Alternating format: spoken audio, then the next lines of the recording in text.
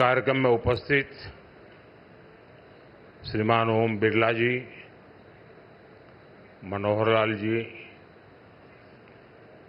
किरण रिजिजू जी, महेश शर्मा जी, संसद के सभी सम्मानित सदस्यगण, लोकसभा के महासचिव, देवी और सज्जनों, अभी कुछ ही दिन पहले मैंने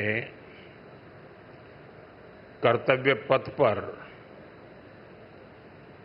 कॉमन सेंट्रल सेक्रेटेरिएट यानी कर्तव्य भवन का लोकार्पण किया है और आज मुझे संसद में अपने सहयोगियों के लिए इस रेजिडेंशियल कॉम्प्लेक्स के उद्घाटन का अवसर मिला है। ये जो 4 टावर्स हैं, उनके नाम भी बहुत सुंदर है। कृष्णा, गोदावरी, कोसी, हुगली, भारत की 4 महान नदियां जो करोड़ों जनों को जीवन देती हैं, अब उनकी प्रेरणा से हमारे जनप्रतिनिधियों के जीवन में भी आनंद की नई धारा बहेगी। कुछ लोगों को परेशानी भी होगी। कोसी नदी देख रखा है नाम, तो उनको कोसी नदी नहीं दिखेगी, उनको बिहार का चुनाव नजर आएगा।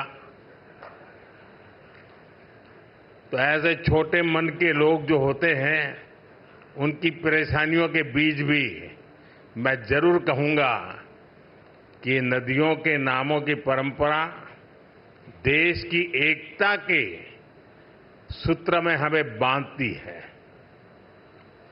दिल्ली में हमारे सांसदों का ईज ऑफ लिविंग बढ़े, हमारे सांसदों के लिए दिल्ली में उपलब्ध सरकारी घर की संख्या अब और ज्यादा हो जाएगी। मैं सभी सांसदों को बधाई देता हूं।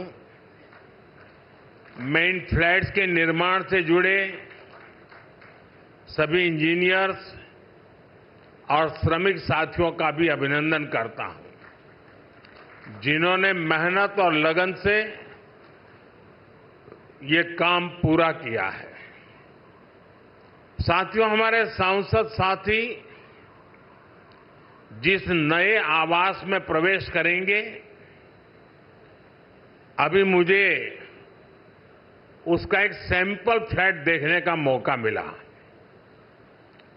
मुझे पुराने सांसद आवासों को देखने का भी मौका मिलता ही रहा है। पुराने आवास जिस तरह बदहाली का शिकार होते थे, सांसदों को जिस तरह आए दिन परेशानियों का सामना करना पड़ता था, नए आवासों में गृह प्रवेश के बाद उससे मुक्ति मिलेगी। सांसद साथी अपनी समस्याओं से मुक्त रहेंगे तो वो अपना समय और अपनी ऊर्जा और बेहतर तरीके से जनता की समस्याओं के समाधान में लगा पाएंगे। साथियों, आप सभी जानते हैं, दिल्ली में पहली बार जीत कर आए सांसदों को घर अलॉट करवाने में कितनी कठिनाई आती थी। नए भवनों से ये परेशानी भी दूर होगी। एक मल्टी स्टोरी बिल्डिंग्स में 180 से ज्यादा सांसद एक साथ रहेंगे। साथ ही इन नए आवासों का एक बड़ा आर्थिक पक्ष भी है।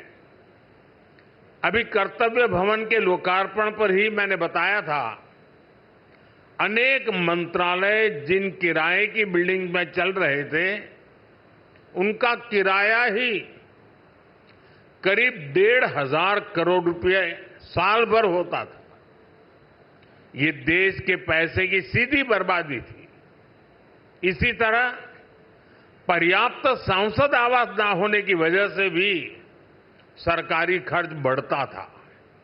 आप कल्पना कर सकते हैं, सांसद आवास की कमी होने के बावजूद 2004 से लेकर 2014 तक लोकसभा सांसदों के लिए एक भी नए आवास का निर्माण नहीं हुआ था।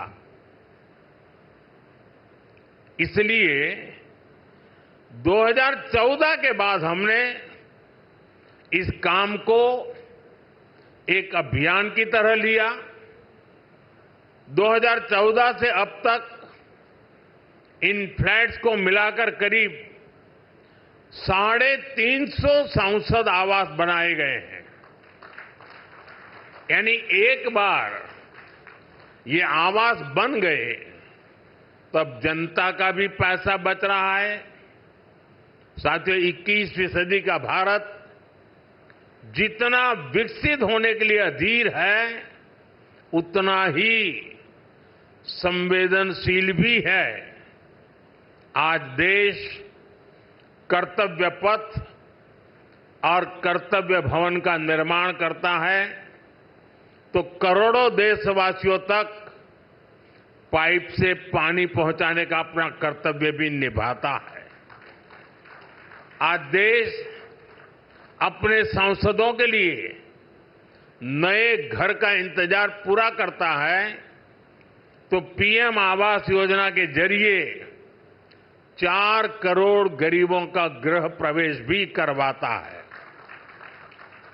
आज देश संसद की नई इमारत बनाता है तो सैकड़ों नए मेडिकल कॉलेज भी बनाता है।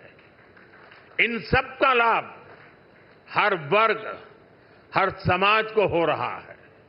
साथियों, मुझे खुशी है कि नए सांसद आवासों में सस्टेनेबल डेवलपमेंट, इसका भी विशेष ध्यान रखा गया है। ये भी देश के प्रो एनवायरमेंट और प्रो फ्यूचर सेफ इनिशिएटिव का ही हिस्सा है। सोलर एनेबल इंफ्रास्ट्रक्चर से लेकर सोलर एनर्जी में देश के नए रिकॉर्ड्स तक देश लगातार सस्टेनेबल डेवलपमेंट के विजन को आगे बढ़ा रहा है। साथियों, आज मेरे आपसे कुछ आग्रह भी हैं। यहां देश के अलग अलग राज्यों और क्षेत्रों के सांसद एक साथ रहेंगे। आपकी उपस्थिति यहां एक भारत श्रेष्ठ भारत का प्रतीक बनेगी। इसलिए अगर इस परिसर में हर प्रांत के पर्व त्योहारों का समय समय पर सामूहिक आयोजन होगा तो इस परिसर को 4 चांद लग जाएंगे। आप अपने क्षेत्र की जनता को भी बुलाकर इन कार्यक्रमों में उनकी भागीदारी करवा सकते हैं। आप अपने अपने प्रांतों की भाषा के कुछ शब्द भी एक दूसरे को सिखाने का प्रयास कर सकते हैं। सस्टेनेबिलिटी और स्वच्छता, ये भी इस बिल्डिंग की पहचान बने, ये हम सबका कमिटमेंट होना चाहिए। न केवल सांसद आवास बल्कि पूरा परिसर हमेशा साफ स्वच्छ रहे तो कितना ही अच्छा होगा। साथियों, मुझे आशा है हम सब एक टीम की तरह काम करेंगे। हमारे प्रयास देश के लिए एक रोल मॉडल बनेंगे। और मैं मंत्रालय से और आपके आवास कमेटी से आग्रह करूंगा, क्या साल में 2 या 3 बार ये सांसदों के जितने परिसर है उनके बीच स्वच्छता की कंपटीशन हो सकती है क्या? और फिर घोषित किया जाए कि आज ये जो ब्लॉक था वो सबसे ज्यादा स्वच्छ पाया गया। हो सकता है 1 साल के बाद हम ये भी तय करें कि सबसे अच्छे वाला कौन सा और सबसे बुरे वाला कौन सा, दोनों घोषित करे। साथियों, मैं जब ये नवनिर्मित फ्लैट देखने गया तो मैं जब अंदर प्रवेश किया तो पहला मेरा कमेंट था, इतना ही है क्या? तो उन्होंने कहा, नहीं साहब, ये तो शुरुआत है, अभी अंदर चलो आप। मैं हैरान था जी, मुझे नहीं लगता कि सारे कमरे आप भर पाएंगे।